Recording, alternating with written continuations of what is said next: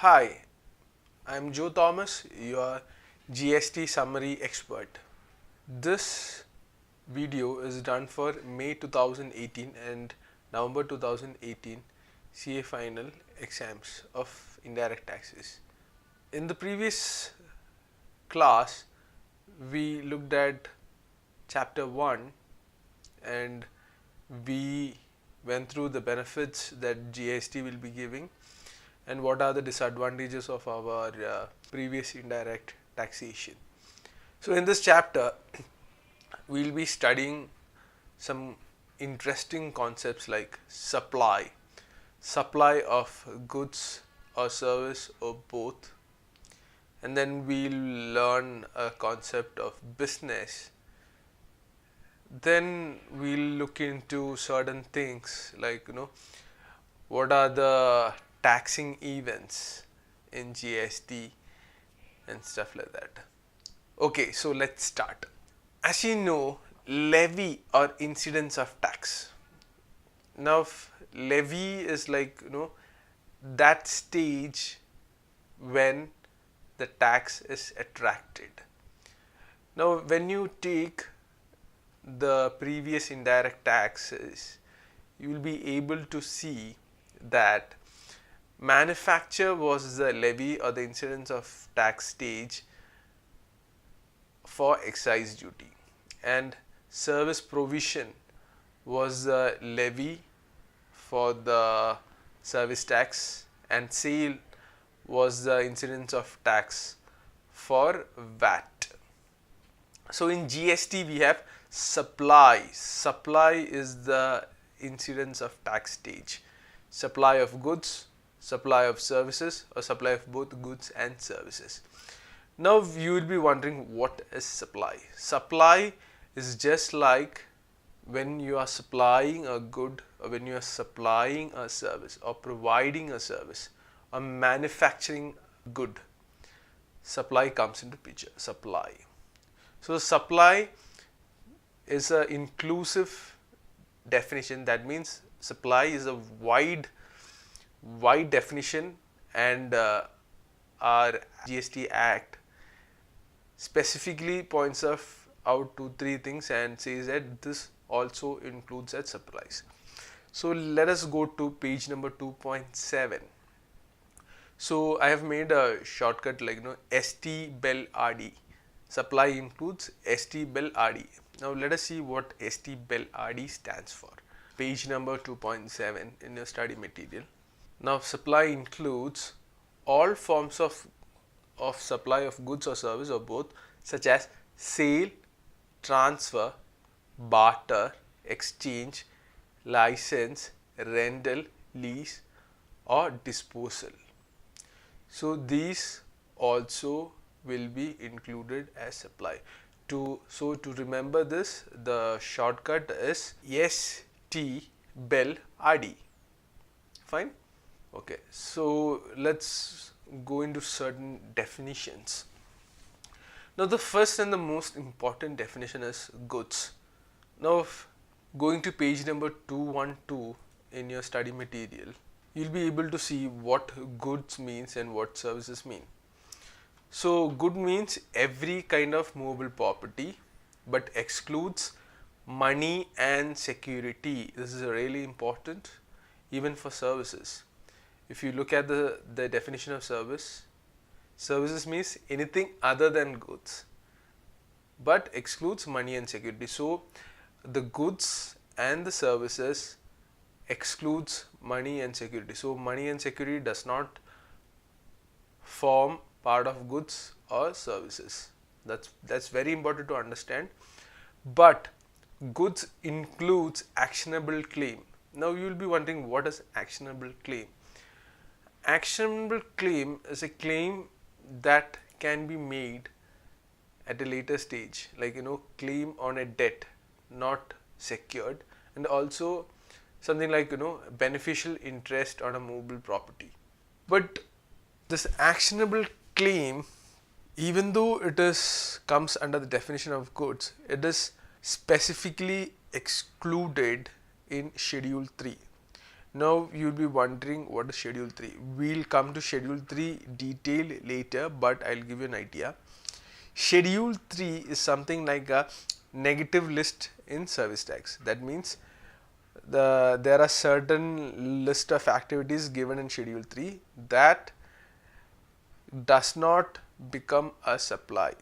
So if something is mentioned in schedule 3, then that does not become a supply. So even though actionable claim comes in definition of goods, it does not become a supply since it comes in schedule 3. Now going back to page number 2.12, let's see, the services includes activities relating to use of money or conversion of money. So you'll be wondering, why money and securities are excluded as services or goods, but how this is comes. See, when you're exchanging money, when you're converting Indian rupee to dollar, or when you're converting your 500 rupees to ones and twos, and you are charging like commission, you'll have seen in some hotels that when you give 1 rupee coin for 500, you'll get 10 rupees extra, something like that. So this extra amount or the commission or the charges for converting money becomes a service. Now when you look into goods, goods also includes actionable claim, but as we see, this comes in schedule 3, so it does not become supply at a later stage. Now growing crops, grass and things attached to, which are agreed to be served before supply or under a contract of supply, this also becomes part of goods. Now let us see the consideration, the definition of consideration. Page number 2.14, you can see a chart. Page number 2.1, consideration. Now what is consideration? Consideration is payment in money or otherwise for supply.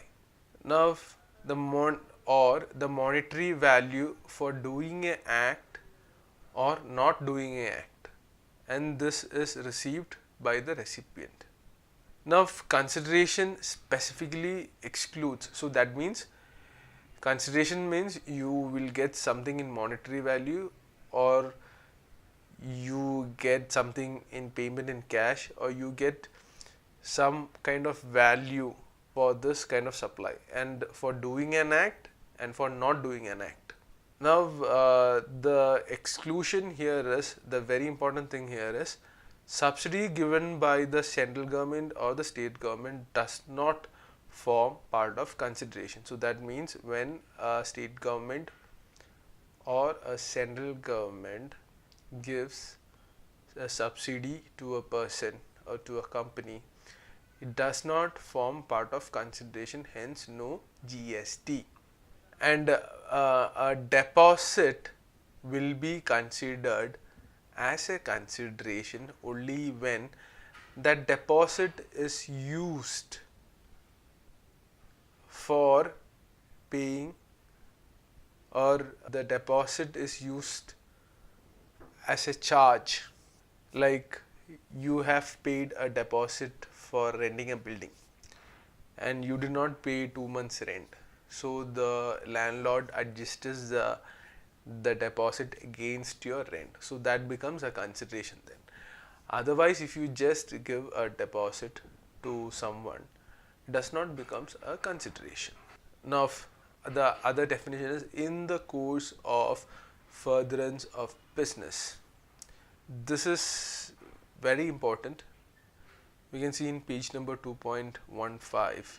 Now furtherance of business means it should be during the course of trade, commerce, manufacture, profession or vocation, whether or not undertaken for a monetary benefit.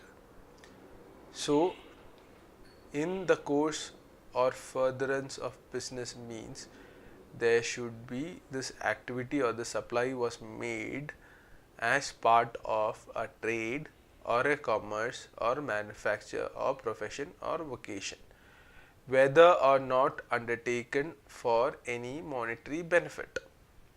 So there is an example given in the study material, like Rishabh buys a car for his personal use and after a year sells it to a car dealer. Sale of car by Rishabh to car dealer is not a supply under GST Act because supply is not made by Rishabh in the course of furtherance of business. So he is not into, first of all, Rishabh is using the car for his personal use and he is not into the business of sale of car or buying of car. He is not a car dealer, this Rishabh.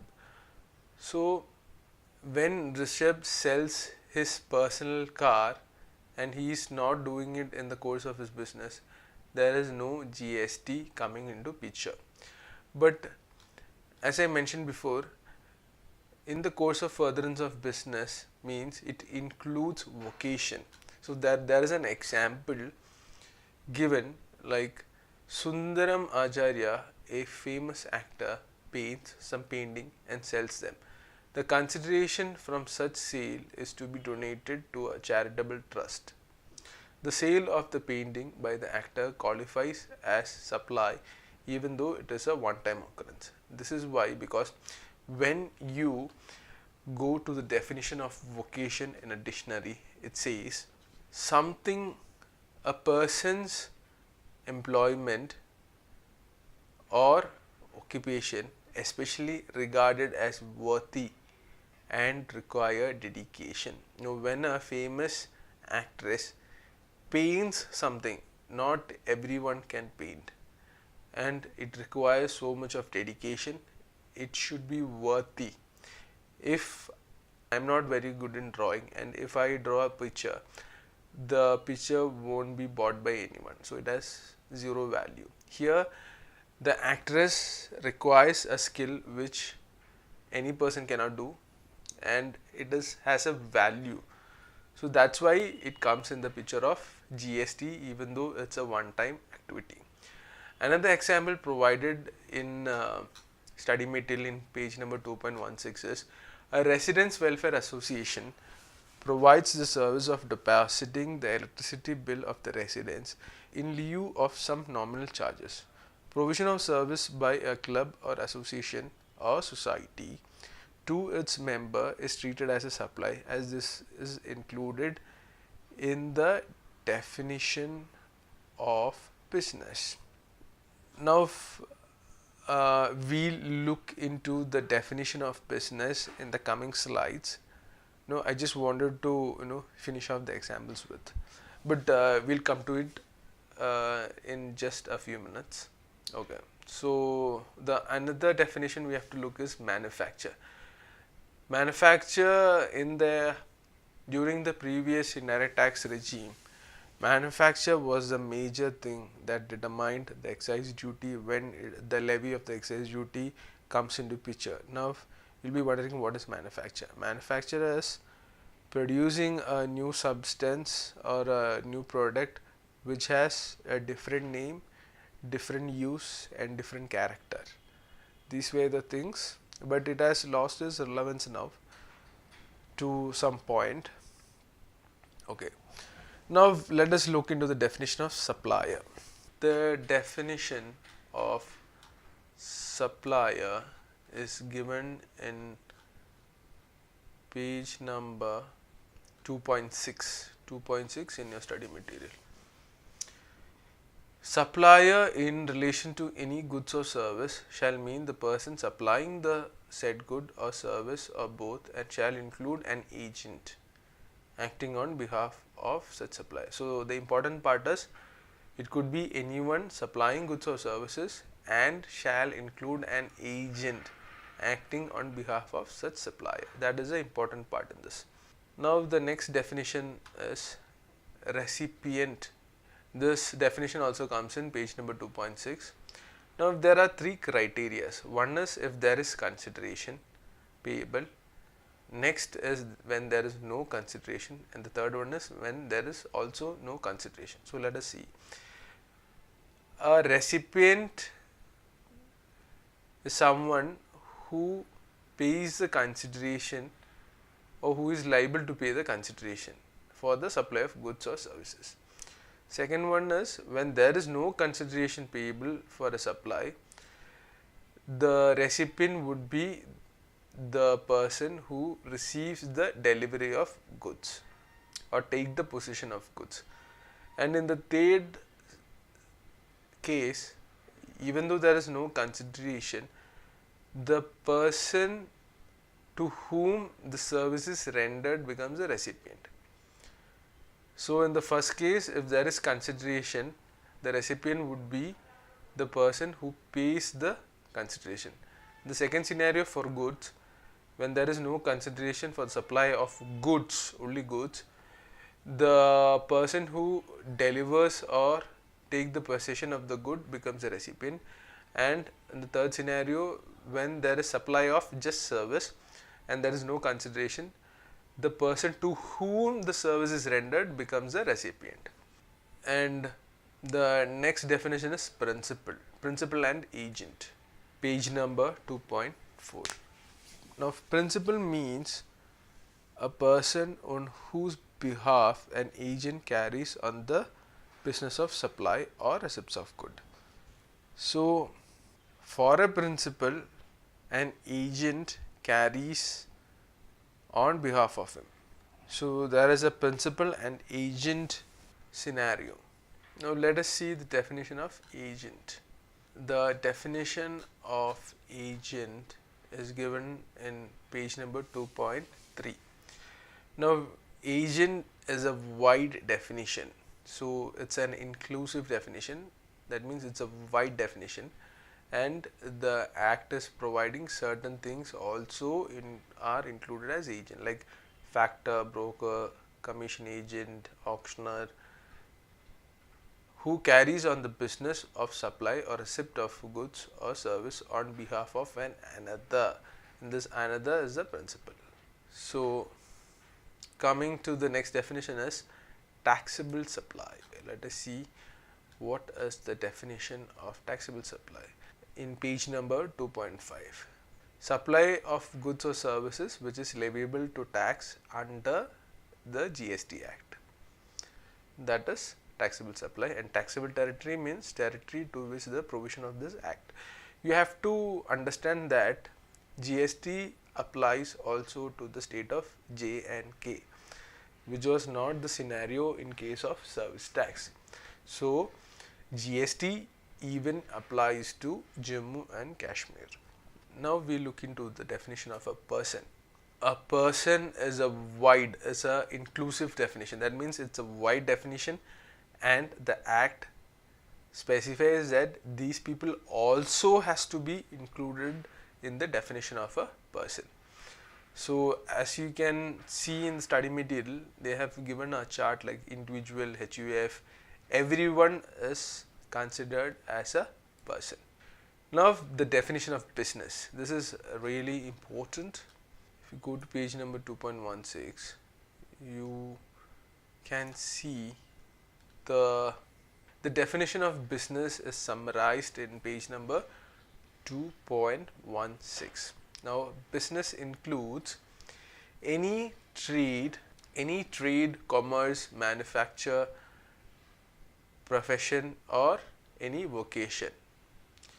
We came across the example of that artist who was selling a painting in this, and it includes any activity incidental to above, and the nature or the volume of the continuity of the activity is not relevant. So any trade, commerce, manufacture, or profession, even if there is no monetary benefit, becomes a business, and any activity incidental or ancillary to it also becomes a business. And the important thing you have to notice is the repetition or the volume of the business is not considered here.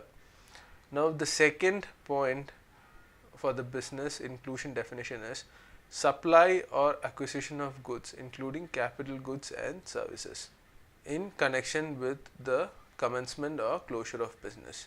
That is, you are supplying or buying any capital goods or services in connection with the commencement or closure of business, that also becomes part of a business.